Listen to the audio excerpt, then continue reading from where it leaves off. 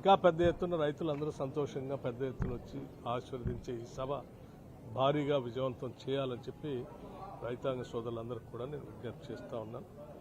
ఇప్పటికే ఈ సభను విజయవంతం చేయాలని స్థానికంగా ఉన్నటువంటి వ్యవసాయ శాఖ మంత్రి గారు కానీ, రెవెన్యూ శాఖ మంత్రి గారు కానీ, మా శాసనసభ్యులు వైరా శాసనసభ్యులు రామదాస్ నాయక్ గారు కానీ, సత్తుపల్లి శాసనసభ్యులు డాక్టర్ రాగమయ్య గారు కానీ, అందరూ ఈ జిల్లాలో ఉన్న శాసనసభ్యులంతా భారీగా ఏర్పాట్లన్నీ ఏర్పాటు చేసుకునే ప్రక్రియలో ముందుకు వెళ్తా ఉన్నారు.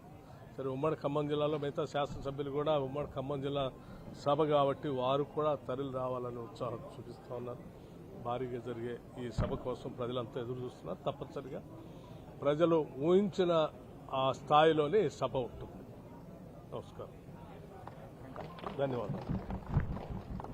ఈ ఏర్పాట్లు ఇవి కంటిన్యూ అవుతాయి. ఇలాగే గౌరవనీయులు ఆర్థిక శాఖ మంత్రులు ఉప ముఖ్యమంత్రి గారు బట్టి గారి నియోజకవర్గంలో రైతాంగ ఆశీర్వాద సభ సార్ చెప్పినట్లుగా వరుణ దేవుడు కూడా ఆశీర్వదించాడు.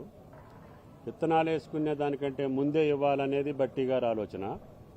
కానీ మేము భూమి తడవకుండా, భూమి పదునుకు రాకుండా, దున్నకుండా విత్తనం పెట్టలేం కాబట్టి ముందు వరుణ దేవుడు ఆశీర్వదించిన తర్వాత బట్టి గారు రైతులకి నిధులు విడుదల చేస్తే, నిధులు విడుదల అయిన తర్వాత కృతజ్ఞతాభావంగా ప్రభుత్వాన్ని ఆశీర్వదించడానికి రైతులు రావాలనేది ఇప్పుడు దేవుడు సృష్టించినటువంటి సృష్టి.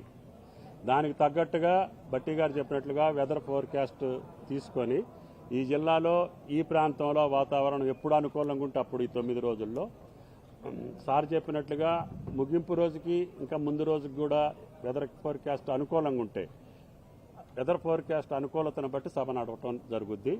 జిల్లా యంత్రాంగం ఎప్పుడు దాని మీద అనుక్షణం పరిశీలించుకుంటూ ఏర్పాట్లు కొనసాగిస్తూ ఈ యొక్క తడిసిన ప్రాంతాన్ని వెట్ చేసుకొని దాని ప్రకారంగా డ్రైవ్ చేసుకొని అట్లా ఇట్లా మొత్తానికి ఈ సభ ఆయన గారు అనుకున్న రీతిలో అంత విజయవంతంగా దిగ్విజయంగా ఇది రాష్ట్ర సభ అంటే రాష్ట్ర రైతాంగం 73 లక్షల మందికి నిధులు సమకూర్చేటటువంటి సభ.